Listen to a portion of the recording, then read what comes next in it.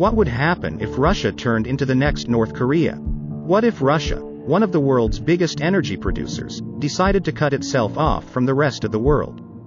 This dictatorship has a lot of guns and has said it is no longer part of the global economy. Their new motto is, Russia first. So what if Russia became as isolated as North Korea? How would this brave move affect the way Vladimir Putin rules? How would food prices change? And, really, how else would this country look to its people? North Korea is one of the countries with the most secrets and the fewest people living there. Why is that? Well, sanctions and juche, the philosophy of self-reliance, got a hold of North Korea and never let go. The truth is that North Korea needs help from the rest of the world. Every year, countries give millions of dollars to make enough food to feed 10 million people who are malnourished.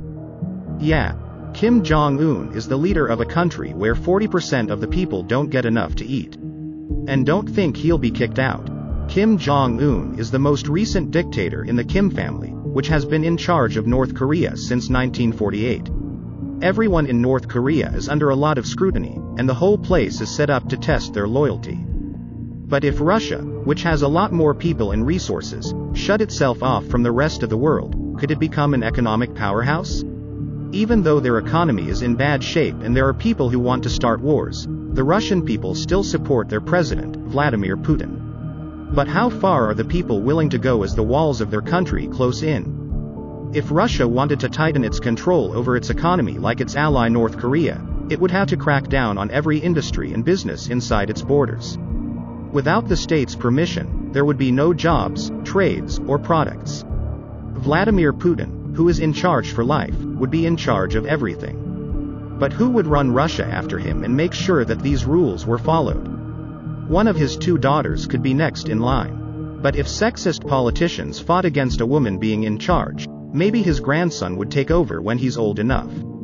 Either way, there might never be another election if the Putins just kept passing the presidency from one generation to the next. Leadership could become a family business, like it is in North Korea. And never betray your family. So what if you weren't born into this special group of people? At the moment, the Russian economy and the industries that run it are run by a small group of billionaires called oligarchs. But under this new plan, their private businesses would become state property. They would lose control of their businesses and the money they made from them. And the businesses from outside Russia? Gone. Companies that sold goods in both the United States and Europe? Too bad. You only work for the Russian government now. The government would tell people what jobs to do, just like in North Korea. You would keep the job you were given until the day you died. During the pandemic, sanctions and border restrictions in North Korea caused prices for everyday goods to go through the roof. Someone paid as much as $100 for a package of coffee. If it couldn't be made or produced in Russia, the same kind of price gouging could happen there. Prices would go up if there was less competition on the shelves. And since money isn't worth as much as it used to, you'd have to save up to buy anything. And people who don't have enough money might miss out on more than just their favorite brands. Now that the government has full control over all forms of media, only websites that the government has approved would be allowed on the internet. There would be nothing but propaganda for the Putin family on TV. I mean, things wouldn't be that different, since Putin now controls all media, but there are other options. If he didn't have money for technology or other ways to talk to people, his face would have to be everywhere. North Koreans make statues of Kim Jong-un, sing songs about him, and keep pictures of him in their homes. Every child is taught from the time they are born to respect and honor the man they call the great successor.